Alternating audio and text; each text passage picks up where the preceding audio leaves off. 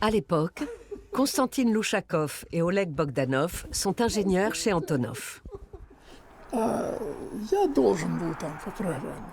On m'avait chargé de mesurer la vitesse du vent avec un anémomètre au niveau des trappes. Pendant les essais, on était tous censés porter des parachutes.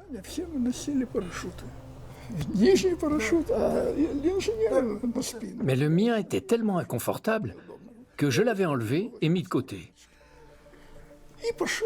Et tout d'un coup, il y a eu un courant d'air extrêmement puissant.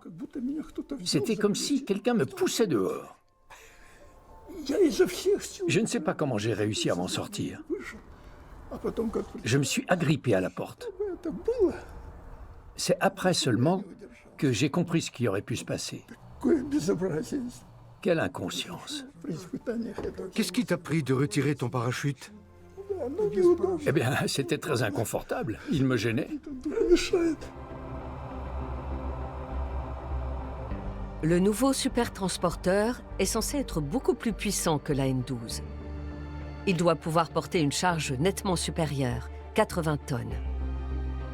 Personne n'a jamais construit un tel avion, même pas les Américains. Antonov le fait.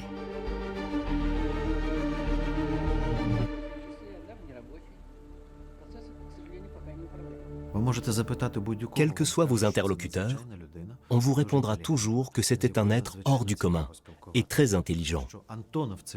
Antonov avait le don de captiver son auditoire. Il savait tout. Il connaissait l'aérodynamique, la mécanique des matériaux, les différents systèmes embarqués, mais également l'exploitation concrète de l'appareil. Antonov fait construire une maquette en bois à taille réelle. Les constructeurs s'en servent pour vérifier si le géant est adapté à ce qu'il est censé transporter. Des unités d'infanterie complètes, des systèmes de missiles et d'artillerie, des chars comme le T-54 qui pèsent 36 tonnes à lui seul. Autant de charges qui ne doivent pas déstabiliser l'avion. En plus de ça, nous devions installer une énorme trappe à l'arrière du fuselage pour pouvoir embarquer des équipements massifs comme les chars ou les missiles. Cela représente des charges colossales.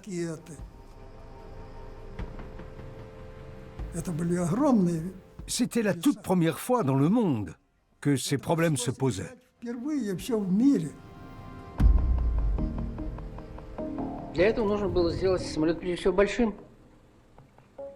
И поэтому мы выбрали диаметр фюзеляжа 6 метров. Это был очень большой диаметр. On n'avait encore jamais vu un avion de 6 mètres de diamètre à l'époque. Un fuselage de 6 mètres de diamètre, vous imaginez? Dans la soufflerie, les constructeurs simulent des forces de plusieurs tonnes. La traînée du géant sera considérable.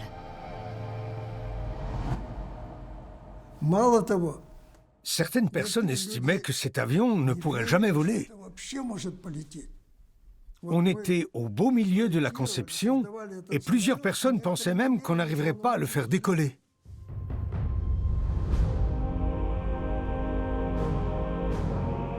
Et pourtant, en 4 ans seulement, les ingénieurs d'Antonov sortent le premier gros porteur au monde, la N-22.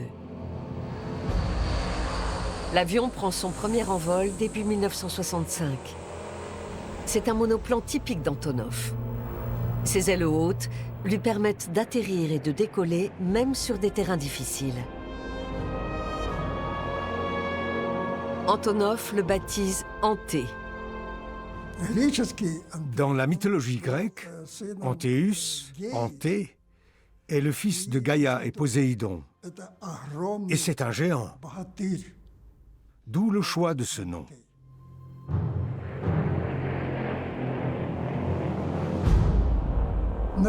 L'Antonov AN-22 est unique. Il n'existe aucun engin comparable à ce jour. C'est le premier gros porteur de l'histoire.